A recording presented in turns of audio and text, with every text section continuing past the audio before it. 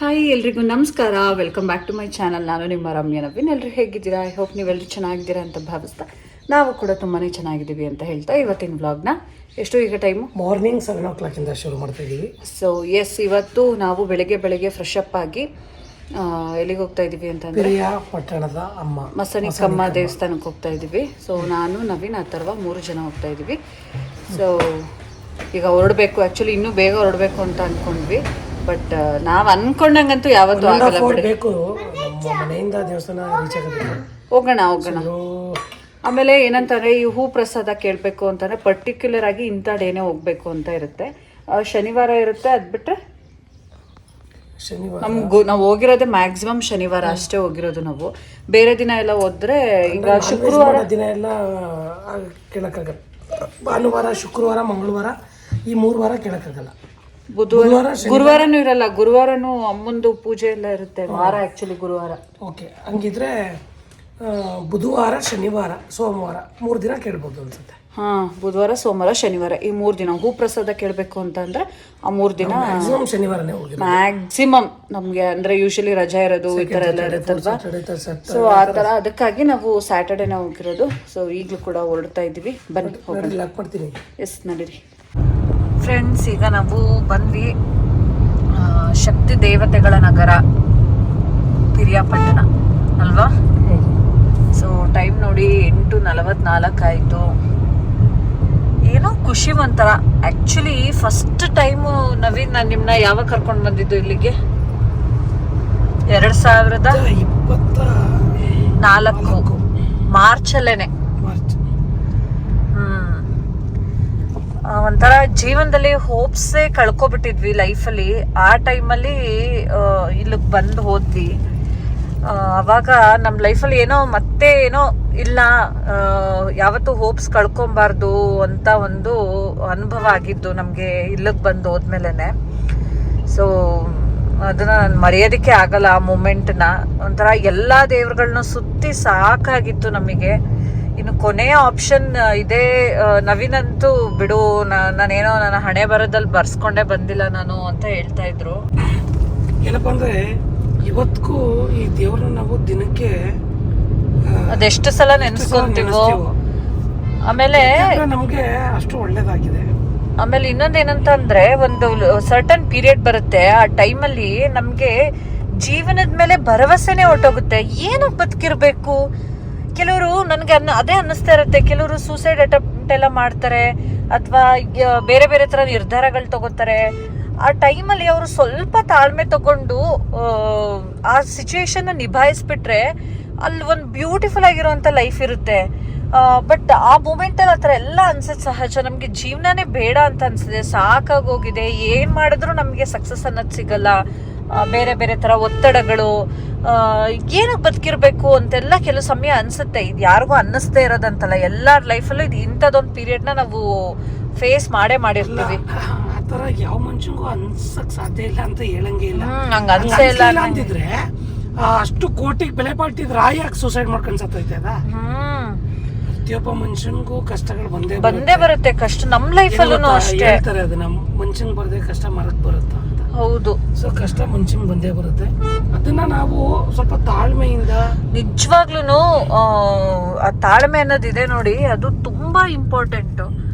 So ನೋಡಿ, ಇದು ಶಕ್ತಿ ದೇವತೆಗಳ ನಗರ ಅಂತಾನೆ ನಮ್ಮ ಪಿರಿಯಾಪಟ್ಟಣ. ನಮ್ಮ ಹೆಮ್ಮೆ ಶಕ್ತಿ ದೇವತೆಗಳ ನಗರ. ಈ ದೇವ್ರು ಅಷ್ಟೇ ಪವರ್ಫುಲ್. ಹೋಪ್ಸೆ ಕಳ್ಕೊಂಡ್ಬಿಟ್ಟಿದೆ. ಏನ್ಗೋರು ಲೈಫಲ್ಲಿ ಏನ್ ಮಾಡಿದ್ರು ಕೈ ಹಿಡಿಯಲ್ಲ, ಏನಿತ್ತು ಬೇಜಾರಾಗ್ಬಿಟ್ಟೈತೆ ಲೈಫ್ ಅನ್ನೋ ತರ. ಆ ಸಂದರ್ಭದಲ್ಲಿ ಶಕ್ತಿ ದೇವತೆ ಅಂತೇಳಿ ಆ ತಾಯಿ ಆ ಶಕ್ತಿ ನಮ್ಗೆ ಕೊಟ್ಲು. ಒಂಥರ ಈಗ್ಲೂ ಅಷ್ಟೇ ನನಗೆ ನನ್ಗೆ ಹೋಪ್ಸ್ ಅಂತ ಅಂದರೆ, ನನಗೆ ಭರವಸೆ ಅಂತ ಅಂದರೆ ಅಮ್ಮ. ಒಂಥರ ನೆನೆಸ್ಕೊತೀನಿ ನಾನು. ನಂಗೆ ಸಣ್ಣ ಪುಟ್ಟದ್ದು ಏನೇ ಆದರೂ ಕೂಡ ನನಗೆ ನೆನಪಿಗೆ ಬರ್ತಾರೆ. ನಾನು ಏನೋ ಅವಾಗವಾಗ ಇಲ್ಲಿಗೆ ಬಂದು ಹೋಗಿಲ್ಲ ಅಂದರೆ ನನಗೆ ಸಮಾಧಾನ ಅಂತಲೇ ಅನಿಸ್ತಾರಲ್ಲ. ಸೊ ನಮಗೆ ವಿಸಿಟ್ ಅವಾಗವಾಗ ಇರುತ್ತೆ.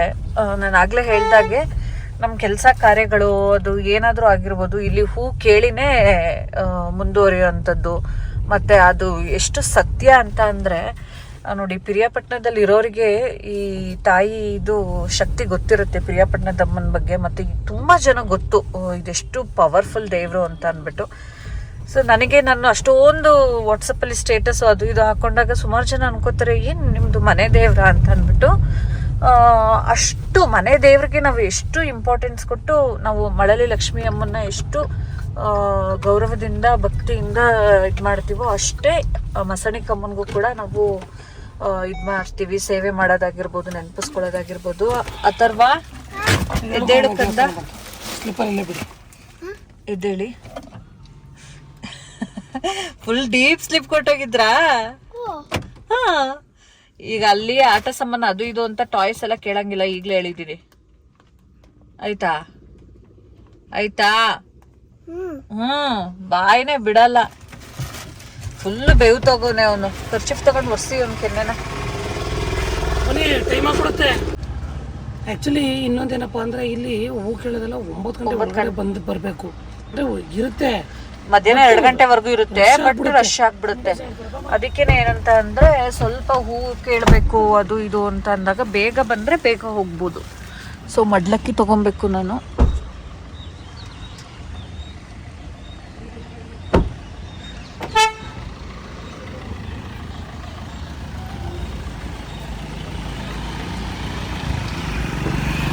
ಫ್ರೆಂಡ್ಸ್, ನಾವು ಬಂದಿದ ತಕ್ಷಣ ಫಸ್ಟು ಯೂಶಲಿ ಇವ್ರ ಅಂಗಡಿನೇ ಸ್ಟಾರ್ಟಿಂಗಲ್ಲಿದ್ದೆ. ನಾವು ಯಾವಾಗಲೂ ಇಲ್ಲೇ ತೊಗೊತೀವಿ. ಇವತ್ತು ಬೇರೆ ಕಡೆ ತೊಗೊಳ್ಳೋಣ ಅಂತ ಹೋಗ್ತಾ ಇದ್ವಿ. ಸೊ ಬೇರೆಯವ್ರಿಗೂ ವ್ಯಾಪಾರ ಕೊಡೋಣ ಅಂತ ಆಂಟಿ ಕರೆದ್ರು, ಬನ್ನಿ ಇಲ್ಲೇ ತೊಗೊಳ್ಳಿ ಅಂತ ಅಂದ್ಬಿಟ್ಟು ಓಕೆ ಅಂತ ಅಂದ್ಬಿಟ್ಟು ಇಲ್ಲೇ ಬಂದ್ವಿ.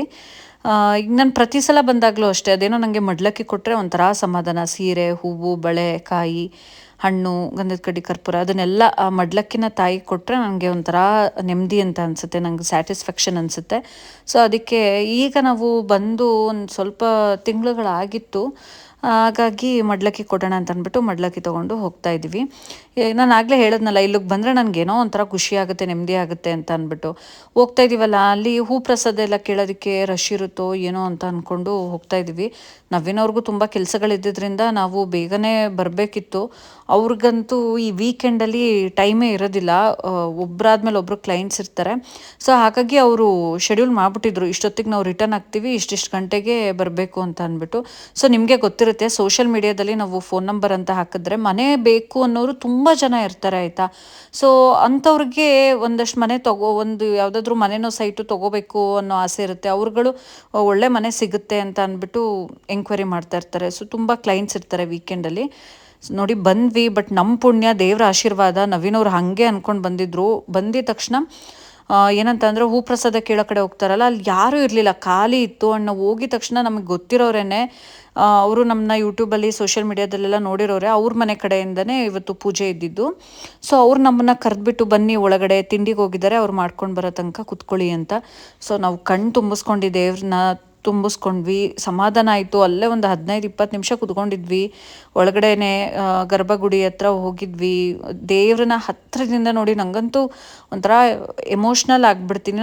ನಾನು ನಿಮ್ಗೆ ಸುಮಾರು ಸಲ ಶೇರ್ ಮಾಡ್ಕೊಂಡಿದ್ದೀನಿ. ನನಗೆ ಯಾವುದಾದ್ರೂ ಅದು ಯಾವುದೇ ವಿಚಾರ ಆಗಿರ್ಬೋದು, ನನಗೆ ಫಸ್ಟ್ ನೆನಪಾಗೋದು ಕಷ್ಟ ಅಂತ ಬಂದಾಗ ನಾನು ಯಾರನ್ನೂ ಕೇಳೋದಕ್ಕೆ ಹೋಗಲ್ಲ, ಅಥವಾ ಏನೂ ಹೇಳೋದಕ್ಕೆ ಹೋಗಲ್ಲ, ಅಥವಾ ನನಗೆ ಏನೇ ಅದು ಸಮಸ್ಯೆ ಆಗಿರಲಿ, ನಾನು ಫಸ್ಟ್ ದೇವ್ರ ಹತ್ರ ಹೋಗ್ತೀನಿ. ಯಾಕಂದರೆ ಜನಗಳನ್ನ ನೋಡಿ ಸಾಕಾಗಿದೆ. ನನಗೆ ಕೆಲವು ಸಲ ಅನಿಸ್ಬಿಡುತ್ತೆ ನಮ್ಮವರು ಅಂತ ಯಾರೂ ಇಲ್ಲವೇ ಇಲ್ಲ ಅಂತ. ಯಾಕಂದರೆ ಕೆಲವು ಪರಿಸ್ಥಿತಿಲಿ ನಾವು ಏನೂ ಎಕ್ಸ್ಪೆಕ್ಟೇ ಮಾಡೋಕ್ಕಾಗಲ್ಲ. ಕೆಲವೊಂದು ಸಂಬಂಧಗಳು ಇದ್ದರೂ ಇಲ್ಲದೇದಂಗೆ ಅನ್ನೋ ಥರ ಕೆಲವು ಸಂಬಂಧಗಳಿರುತ್ತೆ. ಇನ್ನು ಕೆಲವು ಸಂಬಂಧಗಳಿಂದ ನಾವೇನು ನಿರೀಕ್ಷೆನೇ ಮಾಡೋದಕ್ಕಾಗಲ್ಲ. ಸೊ ಹಾಗಾಗಿ ಅದು ಆ ಕಾನ್ಸೆಪ್ಟನ್ನ ನಾನು ತೆಗೆದುಬಿಟ್ಟಿದ್ದೀನಿ. ನಾನು ಮನೆ ಕಟ್ಟಬೇಕಾದ್ರೂ ನಿಮಗೆ ಹೇಳಿದೆ, ನಮಗೆ ಕಷ್ಟ ಬರಲಿ ಸುಖ ಬರಲಿ, ನಾವು ಗಂಡ ಹೆಂಡತಿ ಅದೇನಾದರೂ ನಾವಿಬ್ಬರೇ ಫೇಸ್ ಮಾಡಬೇಕು ಲೈಫಲ್ಲಿ ಅಂತ. ಸೊ ಏನೇ ನಿರ್ಧಾರಗಳನ್ನ ತೊಗೊಂಡ್ರೂ ಕೂಡ ನಮ್ಮ ಮೇಲೆ ಆ ನಿರ್ಧಾರ ಇದಾಗಿರುತ್ತೆ, ಡಿಪೆಂಡ್ ಆಗಿರುತ್ತೆ. ಸೊ ಯಾವುದಕ್ಕೂ ಯಾರನ್ನು ಬ್ಲೇಮ್ ಮಾಡೋದಕ್ಕಿಂತ ನಮ್ಮ ಜೀವನನ ನಾವು ನೋಡ್ಕೊಂಡು ಹೋದರೆ ಬೆಸ್ಟ್ ಅಂತ ಅನಿಸುತ್ತೆ. ನನಗೇನೋ ಇಲ್ಲಿಗೆ ಅವಾಗವಾಗ ಬರೋದ್ರಿಂದ ನನ್ನ ಮನಸ್ಸಿಗೆ ಸ್ವಲ್ಪ ಸಮಾಧಾನ ಸಿಗುತ್ತೆ, ನೆಮ್ಮದಿ ಸಿಗುತ್ತೆ ಅಂತ ಅನಿಸುತ್ತೆ. ಹಾಗಾಗಿ ನಾನು ಅವಾಗವಾಗ ತಾಯಿ ಹತ್ರ ಬಂದು ದರ್ಶನ ಮಾಡಿ ಹೋಗ್ತೀನಿ. ಸೊ ಅದೊಂಥರ ನನ್ನ ಮನಸ್ಸಿಗೆ ನೆಮ್ಮದಿ ಕೊಡುತ್ತೆ. ಈ ಮಸಣಿಕಮ್ಮನ ಪವಾಡಗಳ ಬಗ್ಗೆ ನಾನು ಸುಮಾರು ಸಲ ಹೇಳಿದ್ದೀನಿ ದೇವಸ್ಥಾನಕ್ಕೆ ಬಂದಾಗಿಲ್ಲ. ನಂಗೆ ಎಷ್ಟು ಹೇಳಿದ್ರೂ ಅಮ್ಮನ ಬಗ್ಗೆ ಸಾಕಾಗೋದೇ ಇಲ್ಲ. ಸೊ ಅದು ನಿಮ್ಗೆ ಅದು ಏನೇ ಪ್ರಾಬ್ಲಮ್ ಆಗಿರಲಿ, ಅದೇನೇ ನೀವು ಎಲ್ಲ ಕಡೆ ಹೋಗಿ ಬಂದರೂ ನಿಮ್ಮ ಕೆಲಸ ಕಾರ್ಯಗಳಾಗದೇ ಇರ್ಬೋದು, ಬಟ್ ಅಮ್ಮನ ಹತ್ರ ಬಂದು ಮನಸ್ಸಿಂದ ನಿಮ್ಗೆ ಒಳ್ಳೆ ಮನಸ್ಸಿರಬೇಕು, ಯಾರಿಗೂ ಕೆಟ್ಟದ್ದು ಬಯಸೋ ದೃಷ್ಟಿ ಇರಬಾರ್ದು. ನೀವು ಒಳ್ಳೆ ಮನಸ್ಸಿಂದ ಅಮ್ಮನ್ನ ನೀವು ಏನು ಕೇಳ್ಕೊಂಡ್ರೂ ಅಮ್ಮ ಕೊಟ್ಟೆ ಕೊಡ್ತಾರೆ. ಸೊ ಆ ನಂಬಿಕೆ ನನಗೆ ಬಲವಾಗಿ ಇದೆ. ಯಾರಿಗಾದರೂ ಪಿರಿಯಾಪಟ್ಟಣದಮ್ಮನ ಬಗ್ಗೆ ಯೂಟ್ಯೂಬಲ್ಲಿ ಒಂದಷ್ಟು ವೀಡಿಯೋಸೇ ಇರುತ್ತೆ, ಬೇಕಾದ್ರೆ ತೆಗೆದು ನೋಡಿ. ಅದೊಂಥರ ಮಿರಾಕಲ್ಗಳೇ ಆಗಿಬಿಟ್ಟಿರುತ್ತೆ ಆಯಿತಾ. ಸೊ ಅದು ಏನೋ ನನಗೆ ಇಲ್ಲಿಗೆ ಬಂದರೆ ನನಗೆ ಸಮಾಧಾನ ಅಂತ ಅನಿಸುತ್ತೆ. ಹಾಗಾಗಿ ಅವಾಗವಾಗ ಬಂದು ಹೋಗ್ತೀವಿ.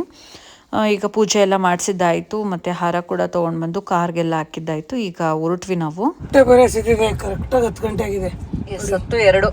ಈಗ ನಾವು ಆಶೀರ್ವಾದ್ ಗ್ರ್ಯಾಂಡ್ ಶುದ್ಧ ಸಸ್ಯಾಹಾರಿ ಮನೇನ ಕರೆಕ್ಟ್ ಟೈಮ್ ಬಿಟ್ವಿ, ದೇವಸ್ಥಾನನ ಕರೆಕ್ಟ್ ಟೈಮ್. ನಾವು ಒಂದ್ ಅರ್ಧ ಗಂಟೆ ಲೇಟ್ ಆಗೋಯ್ತೇನೋ ಅನ್ಕೊಂಡ್ವಿ, ಬಟ್ ಕರೆಕ್ಟ್ ಆಗಿ ದರ್ಶನ ಎಲ್ಲ ದೇವ್ರ ದರ್ಶನನೂ ಚೆನ್ನಾಗಾಯ್ತು, ತುಂಬಾ ಹತ್ರದಿಂದ ಆಯ್ತು.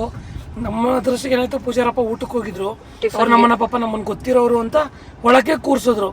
ತುಂಬಾ ಹತ್ರದಲ್ಲಿ ದರ್ಶನ ಆಯ್ತು. ಥ್ಯಾಂಕ್ ಯು ಸೋ ಮಚ್ ಅವ್ರಿಗೆ, ಬಹಳ ಖುಷಿ ಆಯ್ತು ಹತ್ರದಿಂದ. ಆಮೇಲೆ ಅವ್ರು ಬರೋ ತನಕ ನಾವ್ ಅಲ್ಲಿ ಕುತ್ಕೊಳ್ಳೋಕೆ ಅದೃಷ್ಟ ಸಿಕ್ತಲ್ಲ ನಮಗೆ. 70-80 ಕಿಲೋಮೀಟರ್ ದೂರದಿಂದ ಬಂದಿರ್ತೀವಿ. ದೇವ್ರನ್ನ ದೂರದಿಂದ ನೋಡೋದಕ್ಕೂ ಹತ್ರದಿಂದ ಅವ್ರು ಕರೆದು ಕೂರಿಸಿದಾಗ ಒಂದ್ 10-15 ಮಿನಿಟ್ಸ್ ಕೂತಿದ್ವಿ. ಬಹಳ ಖುಷಿ ಆಯ್ತು ನನಗೆ. ನನ್ಗಂತೂ ಒಂಥರ ಜೋರಾಗಿ ಥ್ಯಾಂಕ್ಸ್ ಹೇಳ್ತೀನಿ. Thank you so much. ಸುಮ್ನೆ ಹೋಗ್ತಾರಲ್ಲ, ದೇವ್ರಿಗೆ ದರ್ಶನ ಎಲ್ಲ ಚೆನ್ನಾಗಿ ಮಾಡ್ಕೊಟ್ವಿ, ಎಲ್ಲ ಒಳ್ಳೇದಾಯ್ತು. ಎಲ್ರಿಗೂ ಒಳ್ಳೇದಾಗ್ಲಿ ಅಷ್ಟೇ. ಜನ ಸುಖಿನೋ ಭವಂತು. ತಿಂಡಿ ಏನ್ ತಗತಿ ಆಯ್ತಾರ ನೀನು? ಫ್ರೈಡ್ ರೈಸ್ ಗೀಡ್ ರೈಸ್ ಬೇಡ, ಬೆಳಗ್ಗೆ ಬೆಳಗ್ಗೆ ಏನ್ ಫ್ರೈಡ್ ರೈಸ್ ನೋಡ್ಕೊಂಡು ಅವ್ರು ತೆಗೀರಿ ಆ ಕಡೆ. ಪಾಪು ಈ ಕಡೆ ತೆಗಿಮ. ನೀನು ದೋಸೆ ಆ ಥರ ತಿನ್ನು, ಯಾವಾಗಲೂ ರೈಸ್ ಐಟಮ್ ತಿನ್ಬೇಡ. ಇನ್ನು ಈಗ ನಾವು ಹೋಟೆಲ್ ಹತ್ರ ಬಂದ್ವಿ, ಬ್ರೇಕ್ಫಾಸ್ಟ್ ಮಾಡ್ಕೊಬಿಡೋಣ ಅಂತ ಅಂದ್ಬಿಟ್ಟು. ಯೂಶಲಿ ಬೇರೆ ಸಲ ಎಲ್ಲ ಬಂದಿದ್ದಕ್ಕಿಂತ ಈ ಸಲನೇ ಬೇಗ ದರ್ಶನ ಆಯಿತು, ಬೇಗ ಅಲ್ಲಿಂದ ಹೊರಟ್ವಿ. ಸೊ ಬ್ರೇಕ್ಫಾಸ್ಟ್ನು ಕೂಡ ಬೇಗ ಮಾಡ್ತಾಯಿದ್ವಿ. ಲಾಸ್ಟ್ ಟೈಮ್ ಎಲ್ಲ ಬಂದಾಗ ಇನ್ನೂ ಅರ್ಧ ಗಂಟೆ 1 ಅವರ್ ಲೇಟಾಗಿ ಬಂದು ಬ್ರೇಕ್ಫಾಸ್ಟ್ ಮಾಡ್ತಾಯಿದ್ದು. ಸೊ ನಾನು ಮಸಾಲೆ ದೋಸೆ ಆರ್ಡರ್ ಮಾಡಿದೆ. ಅಥರ್ವ ಏನು ತಿಂತೀಯ ಅಂದರೆ ಅವ್ನು ಕನ್ಫ್ಯೂಷನ್. ಫಸ್ಟು ಹೋದಾಗ ಕೇಳೋದು ಚಪಾತಿ ಕೇಳ್ತಾನೆ. ಫ್ರೈಡ್ ರೈಸ್ ಅಂತ ಅಂದಲ್ಲಿ ಫ್ರೈಡ್ ರೈಸ್ ಆ ಥರದ್ದು ಇರಲಿಲ್ಲ, ರೈಸ್ ಬಾತ್ ತೊಗೊಂಡೆ. ಬಟ್ ಅವ್ನಿಗೆ ಯಾಕೋ ಮನ್ಸು ಮಾಡಲಿಲ್ಲ ಅವನು ರೈಸ್ ಬಾತ್ ತಿನ್ನೋಕ್ಕೆ. ದೋಸೆನೇ ತಿಂದ. ನವೀನ್ ಇಡ್ಲಿ ತೊಗೊಂಡ್ರು. ಸೊ ಬ್ರೇಕ್ಫಾಸ್ಟ್ನ ಮುಗಿಸ್ವಿ ಹೊರಟ್ವಿ. ಫ್ರೆಂಡ್ಸ್, ನಾವೀಗ ಮನೆಗೆ ಬಂದ್ವಿ. ಮನೆಗೆ ಬಂದು ಫ್ರೆಶ್ ಅಪ್ ಆಗಿದ್ದಾಯಿತು. ನವೀನ್ಗೆ ಕ್ಲೈಂಟ್ಸ್ ಬಂದರು, ಸೊ ಅವರು ಹೋದರು. ಬಂಟುನ ಇನ್ನೂ ಕರ್ಕೊಂಡು ಬಂದಿಲ್ಲ. ಹೊಟ್ಟೆಗೆ ಏನಾದರೂ ಮಾಡ್ಕೊಂಡು ತಿಂದುಬಿಟ್ಟು ಆಮೇಲೆ ಕರ್ಕೊಂಡು ಬರೋಣ ಅಂತ ಅಂದ್ಬಿಟ್ಟು. ಸೊ ನಮ್ಮ ಅಥರ್ವ ನೋಡಿ, ಅವ್ನಿಗೆ ಎಕ್ಸಾಮ್ ಇದೆ ಮಂಡೆಯಿಂದ ಅಲ್ವಾ ಮಗನೇ? ಈಗ ಒಂದ್ಸಲ ಬಿಗ್ ABCD ಸ್ಮಾಲ್ ABCD ನಾನು ಹೇಳ್ದಂಗೆ ಬರೀತಾನೆ ಚಾರಣ ಮಗ ಅಲ್ವಾ? ಫುಲ್ ಈಗ ಅವನಿಗೆ ಎಕ್ಸಾಮ್ಗೆ ಪ್ರಿಪೇರ್ ಮಾಡಬೇಕು. ಅದ್ರ ಜೊತೆಗೆ ಈಗ ಊಟ ಬಂದು ಮೊಸರನ್ನ ಮಾಡ್ಕೊಳ್ಳೋಣ ಅಂತ ಅಂದ್ಕೊಂಡಿದ್ದೀನಿ. ಸೊ ಯೂಶಲಿ ಕಾಮನ್ ಆಗಿ ಮೊಸರನ್ನ ಒಗ್ಗರಣೆ ಕೊಟ್ಕೊಳ್ಳೋದು ಈ ಥರ ಎಲ್ಲ ಮಾಡ್ಕೊತಾ ಇದ್ವಿ. ಬಟ್ ಇವತ್ತು ಸ್ವಲ್ಪ ಡಿಫ್ರೆಂಟಾಗಿ ಮೊಸರನ್ನ ಮಾಡ್ಕೊತಾ ಇದ್ದೀನಿ. ಸೊ ಯಾವ ಥರ ಏನು ಅಂತ ಅಂದ್ಬಿಟ್ಟು ನಾನು ನಿಮ್ಮ ಜೊತೆ ಶೇರ್ ಮಾಡ್ತೀನಿ. ಮತ್ತು ಈಗ ಆಲ್ರೆಡಿ ರೈಸ್ಗೆ ಇಟ್ಟಿದ್ದೀನಿ, ವಿಷಲ್ ಬರಬೇಕು. ವಿಷಲ್ ಬಂದಿದ ತಕ್ಷಣ ಆಫ್ ಮಾಡಿಬಿಟ್ಟು ನಾನು ಒಗ್ಗರಣೆಗೆ ಏನೇನು ಬೇಕೋ ಅದನ್ನು ರೆಡಿ ಮಾಡ್ಕೊತೀನಿ. ಆ್ಯಂಡ್ ಆ ರೆಸಿಪಿ ಕೂಡ ನಿಮ್ಮ ಜೊತೆ ಶೇರ್ ಮಾಡ್ತೀನಿ. ಮತ್ತು ನೆನ್ನೆ ವ್ಲಾಗಲ್ಲಿ ಕಮೆಂಟ್ ಹಾಕಿದ್ರಿ ಏನಂತ ಅಂದ್ಬಿಟ್ಟು, ರಮ್ಯಾ ನೀವು ಕೆಲ್ಸಕ್ಕೆ ಹೋಗ್ತಾ ಇಲ್ವಾ ಅಂತ ಅಂದ್ಬಿಟ್ಟು ಕಮೆಂಟ್ ಹಾಕಿದ್ರಿ. ಸೊ ಮಮ್ಮಿ ಕೆಲ್ಸಕ್ಕೆ ಹೋಗ್ತಿದ್ದೇನೋ? ಹೋಗ್ತಾ ಇದ್ದಾರಾ? ಇವತ್ತು ಹೋಗೇ ಇಲ್ಲ ಮತ್ತೆ?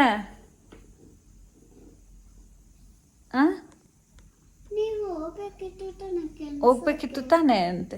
ಸೊ ಇಲ್ಲ, ಆ್ಯಕ್ಚುಲಿ ಏನಾಗುತ್ತೆ ಅಂತಂದರೆ ಒಂದೊಂದ್ಸಲ ನನಗೆ ಆಗೋದೇ ಇಲ್ಲ ಅನ್ನೋ ಥರ ಆಗ್ಬಿಡುತ್ತೆ. ಹೊರಗಡೆ ಮನೆ ಮಕ್ಕಳು ಒಂದು ಟೈಮಲ್ಲಿ ಬ್ರೇಕ್ ಬೇಕು ಅಂತ ಅನಿಸುತ್ತೆ. ಸೊ ನನಗೆ ಅದು ಸೇಮ್ ಒಂಥರ ಫುಲ್ ಎಕ್ಸಾಸ್ಟ್ ಆಗಿಬಿಟ್ಟಿದ್ದೀನಿ ಅಂತ ಅನ್ನಿಸ್ತು. ತುಂಬ ಒಂಥರ ಸ್ಟ್ರೆಸ್ ಅನಿಸ್ತಿದೆ, ಅಲ್ಲಿ ಸ್ಟ್ರೆಸ್ಸು. ಮತ್ತು ನನಗೆ ಪರ್ಸ್ನಲಿ ಸ್ವಲ್ಪ ಹೆಲ್ತ್ ಇಶ್ಯೂ ಆಯಿತು. ಸೊ ನಮ್ಮ ಬಾಡಿ ಸಪೋರ್ಟ್ ಮಾಡಬೇಕಲ್ವಾ ನಮಗೆ. ಅಷ್ಟು ದೂರ ಟ್ರಾವೆಲ್, ಡೈಲಿ 60 ಕಿಲೋಮೀಟ್ರ್ ಟ್ರಾವೆಲ್ ಮಾಡಿಕೊಂಡು ಫೀಲ್ಡ್ ವರ್ಕು ಇರುತ್ತೆ, ಅಲ್ಲಿ ಪ್ರೆಷರು, ಜೊತೆಗೆ ಮನೇಲಿ ಕೆಲಸ. ನಿಮ್ಗೆ ಗೊತ್ತಿರೋ ಹಾಗೆ ನಮಗಂತೂ ಇಲ್ಲಿ ಈ ಏರಿಯಾದಲ್ಲಂತೂ ಮೇಡ್ಗಳಿಗೀಗ ಸಿಕ್ಕಾಪಟ್ಟೆ ಡಿಮ್ಯಾಂಡ್ ಆಗಿಬಿಟ್ಟಿದೆ. ಸೊ ಸಿಗ್ತಾನೆ ಇಲ್ಲ ಅಂದ್ರೂ ಅವ್ರುಗಳು ಏನು ಹುಡ್ಕೋದ್ರಲ್ಲೇ ಆಗೋಗಿದೆ ನಮಗೆ. ನಮ್ಮ ಕನ್ವೀನಿಯೆಂಟ್ ಏನೋ ಮಾರ್ನಿಂಗ್ ಬೇಗ ಹೋಗಬೇಕು, ಸೊ ಆ ಟೈಮ್ ಸಿಗಲ್ಲ ಅಂತ ಅಂದ್ಕೊಂಡ್ರೆ ನಮಗೆ ಬೇರೆ ಯಾವ ಟೈಮಲ್ಲಾದರೂ ಸಿಗ್ತೀರಾ ಅಂತ ಅಂದರೂ ಕೂಡ ಅವೈಲೇಬಲ್ ಇಲ್ಲ. ಆ ಥರ ಆಗಿಬಿಟ್ಟಿದೆ. ಸೊ ನಾವು ಯಾರ ಮೇಲೂ ಡಿಪೆಂಡ್ ಆಗೋಕ್ಕಾಗಲ್ಲ, ನಮ್ಮನೆ ಕೆಲಸ ನಾವೇ ಮಾಡ್ಕೊಬೇಕು. ಆದರೆ ಈ ಮಕ್ಕಳನ್ನ ಇಟ್ಕೊಂಡು ಮಾಡ್ಕೊಳ್ಳೋದಿದೆ ನೋಡಿ, ಅದು ಸ್ವಲ್ಪ ಕಷ್ಟ ಆಗುತ್ತೆ. ನನಗಂತೂ ನಂಗೆ ಸ್ವಲ್ಪ ಹಿಂಗೆಲ್ಲ ಹೆಲ್ತ್ ಇಶ್ಯೂ ಆಯಿತು ಅಂತ ಅಂದಾಗ್ಲಿಂದ ಪಾಪ ನಮ್ಮಮ್ಮ ಮ್ಯಾಕ್ಸಿಮಮ್ ಆರ್ಯನ ಹ್ಯಾಂಡಲ್ ಮಾಡ್ತಾರೆ. ಆಯಿತಾ? ಸ್ಮಾಲ್ ABCD ಅದನ್ನು ಬರ್ದಾ? ಸಪ್ರೇಟ್ ಬರಿಬೇಕು. ಫಸ್ಟು ಕ್ಯಾಪಿಟಲ್ ಲೆಟರ್ಸ್ ಬರಿಬೇಕು, ಬಿಗ್ ABCD, ಆಮೇಲೆ ಸ್ಮಾಲ್ ABCD. ಸಪ್ರೇಟ್ ಬರೀರಿ. ಸೊ ಅವರೇ ಮ್ಯಾಕ್ಸಿಮಮ್ ಅವನನ್ನು ನೋಡ್ಕೊತಾರೆ. ಅದನ್ನೇ ಕಮೆಂಟ್ ಹಾಕಿದ್ದೀರಾ, ನಿಮ್ಮ ಅಮ್ಮನ ಅಂತ ಅಮ್ಮನ ಪಡೆಯೋದಕ್ಕೆ ಪುಣ್ಯ ಮಾಡಿರಬೇಕು ಅಂತ ಅಂದ್ಬಿಟ್ಟು. ನಾನು ಎಷ್ಟೊಂದು ಬ್ಲಾಗಲ್ಲಿ ಹೇಳಿದ್ದೀನಿ, ಆ ತಾಯಿ ಇಲ್ಲ ಅಂತಂದರೆ ಇವತ್ತು ನಾನು ಏನೂ ಮಾಡೋಕ್ಕಾಗ್ತಾ ಇರಲಿಲ್ಲ. ಯಾಕಂದರೆ ಫುಲ್ಲಿ ನಾನು ಡಿಪೆಂಡ್ ಆಗಿದ್ದೀನಿ ನಮ್ಮ ಅಮ್ಮನ ಮೇಲೆ. ಅವರೊಬ್ಬರೇ, ಇನ್ಯಾರೂ ಏನೋ ನಮ್ಮ ಮಕ್ಕಳನ್ನೇನು ನೋಡ್ಕೊಳ್ಳೋದೇ ಆಗಲಿ ಒಂದಿನದ ಮಟ್ಟಿಗೂ ನೋಡ್ಕೊಂಡಿಲ್ಲ. ಸೊ ಹೀಗಿರ್ಬೇಕಾದ್ರೆ ನನಗೆ ಒಂದು ಮಧ್ಯದಲ್ಲಿ ನಂಗೆ ಸ್ವಲ್ಪ ಬ್ರೇಕ್ ಬೇಕು. ಈಗ ನಾನು ಫುಲ್ ಎಕ್ಸಾಸ್ಟ್ ಆಗಿಬಿಟ್ಟಿದೆ, ನನಗೆ ಆಗೋದೇ ಇಲ್ಲ, ನಾನು ಮ್ಯಾನೇಜ್ ಮಾಡೋಕ್ಕಾಗಲ್ಲ, ಎಲ್ಲನೂ ಮ್ಯಾನೇಜ್ ಮಾಡೋಕ್ಕಾಗಲ್ಲ ಅಂತ ಅಂದಾಗ ನಂಗೆ ಸ್ವಲ್ಪ ರೆಸ್ಟ್ ಬೇಕು ನನ್ನ ಬಾಡಿಗೂ ಅಂತ ಅನ್ನಿಸ್ತಾಯಿತ್ತು.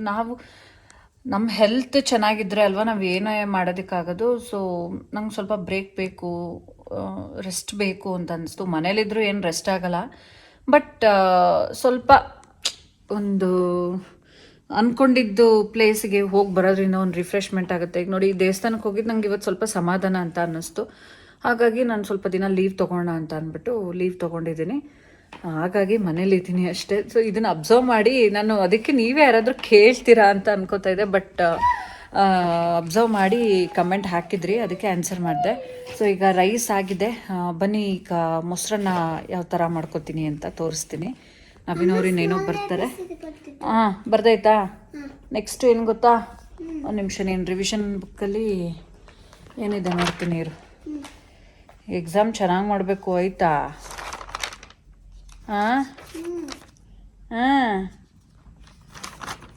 ಏನೇನೋ ಆಯ್ತಲ್ಲಪ್ಪ. ಎಲ್ ಸೌಂಡ್ ವರ್ಡ್ಸ್ ಬರೀ, ಎಲ್ ಸೌಂಡ್ ವರ್ಡ್ಸ್ ಹೇಳು. ಯಾವ್ದು ಎಲ್ ಸೌಂಡ್ ವರ್ಡ್ಸ್ ಯಾವುದು?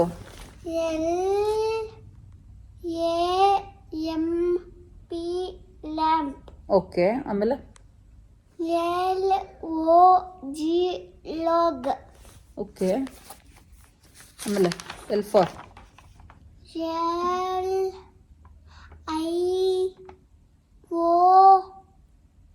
LION ನಯನ್. ಲಯನ್. ಆಮೇಲೆ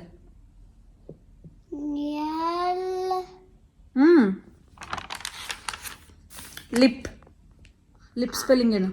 LIV ಲಿಪ್. ಮತ್ತೆ ಎಲ್ಲ ಗೊತ್ತಲ್ಲ, ಬರೀರಿ ಈಗ ಎಲ್ ಸೌಂಡ್ ವರ್ಡ್ಸು. ಇವತ್ತು ನಾನು ಮೊಸರನ್ನ ಮಾಡ್ತಾ ಇದ್ದೀನಿ ಅಂತ ಅಂದೆ ಅಲ್ವಾ. ಮೊಸರನ್ನಕ್ಕೆ ನೋಡಿ, ಒಂದು ಮಿಕ್ಸಿ ಜಾರ್ ತೊಗೊಂಡು ಅದಕ್ಕೆ ಸ್ವಲ್ಪ ಮೆಣಸು, ಸ್ವಲ್ಪ ಜೀರಿಗೆ ಆ್ಯಂಡ್ ಸ್ವಲ್ಪ ಬೆಳ್ಳುಳ್ಳಿ, ಅದಕ್ಕೆ ಸ್ವಲ್ಪ ಒಂದು ಅಥವಾ 2 ಹಸಿಮೆಣಸಿನ್ಕಾಯಿ, ಸ್ವಲ್ಪ ಕೊತ್ತಂಬರಿ ಸೊಪ್ಪು, ಪುದೀನ ಫ್ಲೇವರ್ ಇಷ್ಟ ಆದರೆ ಸ್ವಲ್ಪ ಪುದೀನ ಸೇರಿಸ್ಕೊಳ್ಳಿ. ಹಾಗೆ ಹುರಿದಿಟ್ಕೊಂಡಿರೋವಂಥ ಸ್ವಲ್ಪ ಶೇಂಗಾ ಬೀಜ, ಕಡಲೆಕಾಯಿ ಬೀಜ, ಇದು ಹಾಕಿ ಗ್ರೈಂಡ್ ಮಾಡ್ಕೊಬೇಕು, ನೀರು ಹಾಕಬಾರ್ದು. ಸೊ ಈ ಗ್ರೈಂಡ್ ಮಾಡ್ಕೊಂಡಿರೋದನ್ನ ರೈಸಿಗೆ ಹಾಕ್ಕೊಂಡು ಅದಕ್ಕೆ ಸ್ವಲ್ಪ ಒಗ್ಗರಣೆ ಹಾಕ್ಕೊಬೇಕು. ಸೊ ಹಸಿಮೆಣಸಿನ್ಕಾಯಿ, ಸಾಸಿವೆ, ಉದ್ದಿನಬೇಳೆ ಹಾಕ್ಬಿಟ್ಟು ಒಗ್ಗರಣೆ ಹಾಕ್ಕೊಂಡಿದ್ದೀನಿ. ಆ ಒಗ್ಗರಣೆ ಹಾಕಿ ಕಲಸಿ ಈಗ ಮೊಸರು ಹಾಕ್ಬಿಟ್ಟು ರುಚಿಗೆ ತಕ್ಕಷ್ಟು ಉಪ್ಪನ್ನು ಹಾಕಿ ಗ್ರೈಂಡ್ ಮಾಡ್ಕೊಂಡಿರಬೇಕು. ಸೊ ಈಗ ಸಾಲ್ಟ್ ನೋಡಿಕೊಂಡು ಈ ಮೊಸರನ್ನ ಮಿಕ್ಸ್ ಮಾಡಿಕೊಂಡ್ರೆ ಟೇಸ್ಟ್ ಹೆಂಗಿರುತ್ತೆ ಅಂತೀರಾ. ಸೊ ಒಂದ್ಸಲ ಟೇಸ್ಟ್ ಮಾಡಿ, ಬರೀ ಮೊಸರನ್ನ ತಿನ್ನೋದಕ್ಕಿಂತ ಈ ಥರ ಮಾಡ್ಕೊಂಡು ತಿಂದರೆ ಸಖತ್ತಾಗಿರುತ್ತೆ ಟೇಸ್ಟು. ಆ್ಯಂಡ್ ಈಗ ನಾನು ನೋಡಿ ಉಪ್ಪಿನಕಾಯಿ, ಸ್ವಲ್ಪ ಗ್ರೇಪ್ಸ್ ಕೂಡ ಹಾಕ್ಕೊಟ್ಟಿದ್ದೀನಿ. ಬನ್ನಿ ನವೀನವ್ರಿಗೆ ಕೊಡೋಣ, ಏನಂತಾರೆ, ಇಷ್ಟ ಆಗುತ್ತೆ ಏನೋ ಕೇಳೋಣ. ಚೆನ್ನಾಗಿದೆಯಾ ಹೊಸ ಥರ ಮೊಸರನ್ನ? ಸಖತ್ತಾಗೈತೆ ಕಣೆ. ಏನಿದೆ ಹಿಂಗೆ ಮಾಡ್ತೀಯಾ? ಡಿಫ್ರೆಂಟ್ ಆಗೈತೆ ತನ್ನ ಟೇಸ್ಟು. ಡಿಫ್ರೆಂಟ್ ಆಗಿದೆ, ಬಟ್ 6 ಸ್ಪೂನ್ ಕೊಟ್ಬಿಡಿಯಾ? ಇನ್ನೂ ದೊಡ್ಡದು ಬೇಕಿತ್ತಾ? ಕೈಯೆಲ್ಲ ತಿನ್ನಿಲ್ಲ ನಾನು ನೆಮ್ಮದಿಯಾಗಿ. ತಿಂದರೆ ನೆಮ್ಮದಿಯಾಗಿ ತಿನ್ಬೇಕು ಅಂತ.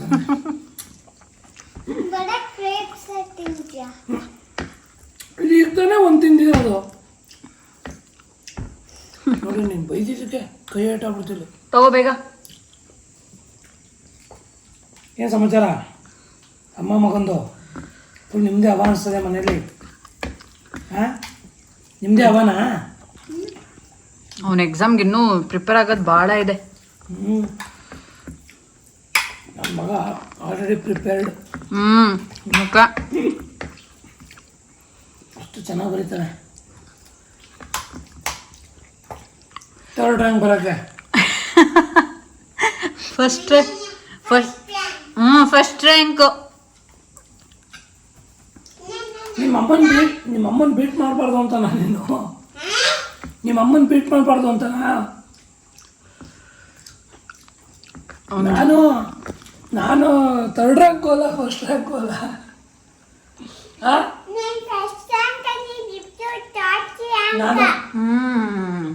ನಾನು ಒಂದು 50% ಅವರೇಜ್ ಅಲ್ಲ 52, 53. ಓಕೆ ಫ್ರೆಂಡ್ಸ್, ಈ ಮೊಸರನ್ನ ಇಷ್ಟ ಆಯ್ತಾ? ನಾನು ರೆಸಿಪಿ ಶೇರ್ ಮಾಡಿದ್ದೀನಿ, ಹಿಂಗೆ ಮಾಡಿ ಚೆನ್ನಾಗಿರುತ್ತೆ ಅಂತ ಅಂದ್ಬಿಟ್ಟು. ನಮ್ಮದು ಡಿಗ್ರಿ ಎಷ್ಟು ಪರ್ಸೆಂಟೇಜು? ನಂಗೆ ಗೊತ್ತಿಲ್ಲ. 55% ನಮ್ಮದು ಡಿಗ್ರಿ. ಸಾಕಾ? ನಮ್ಮಂತ ಪಾಸ್ ಆಗೋದೇ ಹೆಚ್ಚು. ಏನು ಗೊತ್ತಾ, ಚೆನ್ನಾಗಿ ಓದ್ತಿರ್ತೀವಿ, ಕಾಲೇಜಿಗೆ ಬಂದಾಗ ಅದೇನೋ ಕುರ್ಸ್ಕೊತದೋ. ಫ್ರೆಂಡ್ಸು, ಸುತ್ತಾಟ ಏನೋ ನಾವೇ ದೊಡ್ಡವರಾಗ್ಬಿಟ್ಟಿದೀವಿ ಅನ್ನೋ ಫೀಲು ಮಾಡಿ ಮೆರೆದ್ಬಿಟ್ಟು ಪರ್ಸೆಂಟೇಜ್ ಎಲ್ಲ ಹೋಗ್ಬಿಡುತ್ತೆ. ಮೊನ್ನೆ ಯಾವುದಕ್ಕೂ ಹಿಂಗೆ ತೆಗೆದು ನೋಡ್ತಾ ಇದ್ದೆ, ಅದೇನದು ಸೌಂಡ್ ಮಾಡ್ಕೊಂಡು ಆಗ ನೋಡಿದೆ 55 ಅಲ್ಲ, ಸುಳ್ಳು ಯಾಕೆ ಹೇಳಿ, 52 ಪಾಯಿಂಟ್ ಸಮಥಿಂಗು ಡಿಗ್ರಿಲಿ. ಅಯ್ಯೋ, ನಿಮ್ಮ ಮಕ್ಳ ಹತ್ರ ಹೇಳ್ಬಿಟ್ಟಿರ, ಅಪ್ಪ ನೀನೇನು ಜಾಸ್ತಿ ತೆಗೆದುಬಿಟ್ಟಿದ್ದ ಹಾಗಾದ್ರೆ ಥರ ಮೇಲೆ. ಈಗ ಮಕ್ಕಳನ್ನ ಬೇಕಿತ್ತು, ಎಂಥ ಮಕ್ಕಳಿಗೆ ಜನ್ಮ ಕೊಟ್ಟೆ.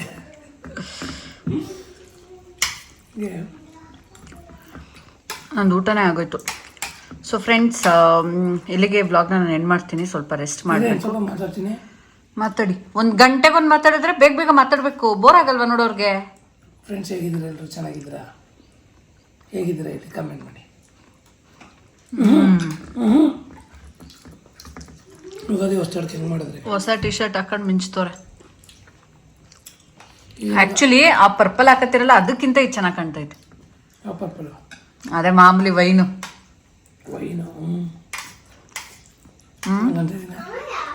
ಇದೇ ಖುಷಿಗೆ ಏನು ಬೇಕು?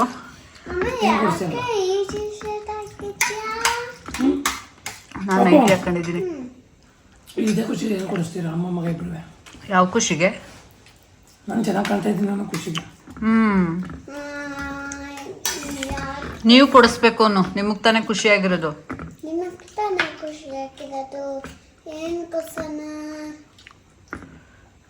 ಏನು ಶಾಪ್ ಮಾಡೋಣ? ನಡಿ ಊಟ ಮಾಡು. ಏನು ಕೊಡಿಸ್ತೀಯ? ಏನಾದ್ರು ಕೊಡ್ತೀವಿ, ಯಾವಾಗಲೂ ನಾನೇ ಕೊಡಿಸ್ತೀನಿ ನಿಂಗೆ, ನೀನೇನು ಕೊಡ್ಸಲ್ಲ ನನಗೆ. ದೊಡ್ಡವನಾದ್ಮೇಲೆ ನಿನಗೇನು ಹ್ಯಾಮರ್ ಕಾರ್ ಇಷ್ಟ ಅಲ್ವಾ? ಹ್ಯಾಮರ್ ಕಾರ್ ಕೊಡಿಸ್ತೀನಿ ನೀನು ದೊಡ್ಡವನಾದ್ಮೇಲೆ. ನಾನೇ ತಗೋತೀನಿ. ಏನು ನೋಡಿ, ಇರಬರ ಬಟ್ಟೆ ಎಲ್ಲ ತಗೊಂಬಂದು ನನ್ಗೆ ಹಿಂಗೆ ಯಾಕೆ ಹಿಂಗೆ ಪ್ರಾಣ ಹಿಂಡು ತರೋ ನನಗೆ ಗೊತ್ತಿಲ್ಲ. ತಗೊಂಬಂದು ನೇತಾಕೋದು ಆ ಚೇರ್ಗಳ ಮೇಲೆ. ಅದೇನು ಡಿಸಿಪ್ಲಿನ್ ಅನ್ನೋದು ಕಲೀಲಿಲ್ವಲ್ಲ? ಅದಕ್ಕೆ ಸ್ವಲ್ಪ ಗಾಳಿ ಆಗಲಿ. ಗಾಳಿ ಆಡಕ್ಕೆ ಬೇರೆ ಎಲ್ಲೂ ಆ್ಯಂಗರ್ಗಳು ಅದು ಹುಕ್ಕು ಹಾಕಿಸ್ಕೊಂಡು ಏನಾದ್ರು ವ್ಯವಸ್ಥೆ ಮಾಡ್ಕೋಬೇಕು. ಇವತ್ತು ಅದಕ್ಕೇನೆ ನಾನು ವ್ಲಾಗಲ್ಲೇ ತೋರಿಸ್ತಿದ್ದು, ಅಷ್ಟೊತ್ತಿಂದ ಅವಾಯ್ಡ್ ಮಾಡ್ತಾ ಇದ್ದೆ ಹಿಂಗೆ ನೇತಾಕಿರ್ತಾರೆ ಅಂತ. ಬಟ್ ನಂಗೆ ಕಂಟ್ರೋಲ್ ಮಾಡ್ಕೊಳಕ್ ಆಗ್ಲಿಲ್ಲ. ನಿಮಗೆ ಬುದ್ಧಿ ಜನಗಳು ಹೇಳಿದ್ರೇನೆ ಸರಿ. ನಿಮ್ಮ ತಂಗಿರೋ ಅಕ್ದಿರೋ ಅವ್ರೇಂತಾರ ಗಂಡಸುಗಳು ಮಾಡೋದು ಸಹಜ. ರಮ್ಯಕ್ಕ ನೀವು ಎತ್ತಿಡಿ ಅಂತ ನಿಮ್ಗೆ ಹೇಳ್ತಾರೆ. ಎಲ್ಲ ಎತ್ತಿಡೋದು? ಹ್ಯಾಂಗರ್ಗೆ ಹಾಕ್ತಾರೆ. ಅದು ಎಲ್ಲಿ ಹಾಕಬೇಕು? ಇಲ್ಲಿ 1 ತಿಂಗಳು ಹಿಂದೆ ಹಾಕಿರ್ತಾರೆ, ಅದು ನೀನು ನೆಕ್ಸ್ಟ್ ಹಾಕೋದು 1 ತಿಂಗಳವರೆಗೂ. ಅದಲ್ಲೇ ನೇತಾಕಿರ್ತಾರೆ. ಇಷ್ಟು ದೊಡ್ಡ ಮನೆ ಕಟ್ಟಿದ್ರು ವ್ಯವಸ್ಥೆ ಮಾಡ್ಕೊಳ್ಳಲ್ಲ. ಅದಕ್ಕೆ ಮೇಲ್ಗಡೆ ಹೋಗಕ್ಕೆ ಸೋಂಬೇರಿತನ ಅಲ್ವಾ? ಸೋಂಬೇರಿತನ ಏನು ಸೋಂಬೇರಿತನ? ಮತ್ತೆ ಆಗ್ಬೇಕಿತ್ತು. ನೀನು ದಿನಕ್ಕೊಂದು 2-3 ಸಲ ಮೇಲೆ ಹೋಗ್ತೀಯ. ನಾನು ಒಂದಿನ ಒಂದ್ಸಲ ಹೋಗಲ್ಲ. ಡ್ಯೂಪ್ಲೆಕ್ಸ್ ಬೇರೆ ಬೇಕು ಅಂತ ಮಾಡ್ಕೊಂಡ್ರು. ಹೆಂಡತಿ ಮಕ್ಕಳು ಚೆನ್ನಾಗಿದೆ ಅಂತ ಡ್ಯೂಪ್ಲೆಕ್ಸ್ ಮಾಡೋದು. ನಾನು ಚೆನ್ನಾಗಿರ್ಬೇಕು ಅಂತ ಅಲ್ಲ ಮಾಡೋದು. ಓಕೆ ಫ್ರೆಂಡ್ಸ್, ಇಲ್ಲಿಗೆ ನಾನು ಎಂಡ್ ಮಾಡ್ತೀನಿ. ಹಾಂ ಹೇಳಪ್ಪ.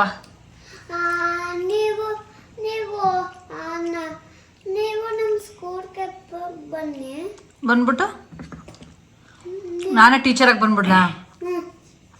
ಟೀಚರ್ ಆಗ್ಲಾ? ನಾನು ಕಿತ್ಕೊಂಡಿದ್ದೀರ ಈ ಕಡೆ, ಗಾಯ ಮಾಡ್ಕೊಂಡಿದ್ದೀರ ಇಲ್ಲಿ, ಈ ಕಡೆ ಇಲ್ಲಿ ರಕ್ತ ಬರ್ತೈತಲ್ಲ, ಎಲ್ಲಿ ಕಿತ್ಕೊಂಡೆ?